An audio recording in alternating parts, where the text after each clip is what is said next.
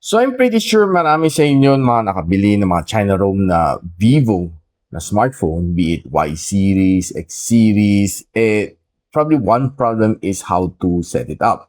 So in today's video, start natin everything from top to finish, pati Google Play Store. So don't you go away. So, itong starting screen, once you boot up, siguro mamumblema ka, no? Kasi hindi mo talaga maintindihan. Hindi naman siya Tagalog, hindi naman siya English. So, all you need to do is just click this one, itong drop down. Click mo, then select English. Ayan, mag-English na, naintindihan mo na. So, start Origin OS. So, agree ka lang, kahit hindi ka nag-a-agree, no? So, next is, magkikiin ka ng Wi-Fi password mo. Now, once you're connected, click next. Pwede ka mag-set ng mga password mo, fingerprint, face, or password. Depende sa'yo. Ako, skip na ako kasi since this is just a tutorial. So, pwede ka mag-sign in na Vivo account mo kung meron ka. Ako, sign in later sa settings, which you can do. Not now. And ito mga to, ang mga recommendation, no? You can turn on, turn off, depende sa pangailangan mo. Pero most of them naman are okay. Itong lock screen poster, minsan nakakainis, you can turn it off. And smart launcher, global search, na depende naman sa inyo, no? There are things na might be helpful, there are things na hindi helpful. You can toggle on or off, depende sa inyong preferences. So next. So, pwede ka tap to wake, no? Meron siyang copilot, pero mas okay mamaya mo na lang i-set up. Depende sa inyo, no? Import data. Pwede mo mag-transfer ng files from your Apple or other smartphones or from another Vivo. Pili ka lang. Kung wala, skip ka lang. System navigation. So, I'm not quite sure kung meron pang magamit nito navigation keys. Itong 3 selections. I don't think may gumagamit pa nito. I'll go for full screen. So, ganito kasimple lang, no? Mag-set up. Yan, tapos na. Enter Origin OS and ganun lang. Ganun kabilis mag-set up ng China ROM phone. And the next thing is to go here, no? The App Store natin. No? Agree ka lang. And antay mo lang tong ads niya, no? Skip ads. So, type ka lang dito. Ito siguro next problem mo, no? Yung ka ng keyboard. Hindi mo maintindihan. Pag-click mo,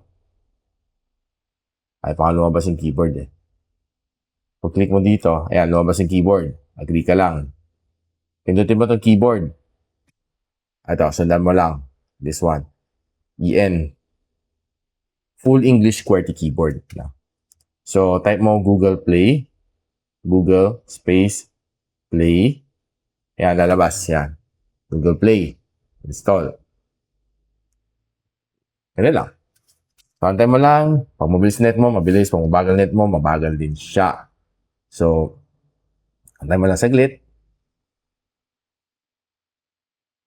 And bam, tapos na. Installing na siya. Now, labas ka. Hanapin mo siya. Ayan, Play Store. Oh, alam mo lang to, no? Ayan. Sign in.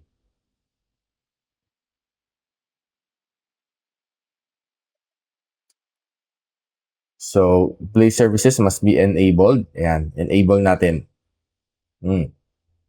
Basic Google Service Management. Turn on natin. Don't forget this one kasi kung hindi mo tinurn on to, hindi mo magagamit si Play Store. Okay? Yan. Ngayon, okay na. Nakapasok ka na. Then, pasok mo na credentials mo. Yan na, nakapasok na. First order of things, download mo Gboard. No? Para hindi ka mahirapan. Once na-install mo to, the rest is easy. Now you can download like Chrome and all of the other ones, Gmail and everything else. Sundan mo na lang, no? Isunod mo na lang after. So let's set up Gboard, which is one of the most important para sa akin. Yan. Okay. Alright, activate mo na si Gboard, just okay. Next, iselect mo na si Gboard as your default board. Okay, keyboard. So, next. Okay na. Diba? Done ka na. Done. Then, you're using Gboard na. Ako, hindi ako mahilig sa auto-correction, so pinapatay ko lang siya. Yan. So, meron ka ng Google Play Store, may Gboard ka na, install mo ng Gmail mo, Gmaps mo, G Drive mo, and I'm pretty sure you're good to go na. Wala ka na maging problema dito sa kanya. So, kung meron ka mga updates, update mo lang, just be sure na, yan, you have the latest na Origin OS 6, no, installed sa inyong smartphone na Vivo. So, I hope may natutunan kayo dito, and if you learned something and meron kang kakilala ng mga friends na ganito din ang problema, do feel free to share this video to them. So, until then, I'll see you in my next tutorial. Bye!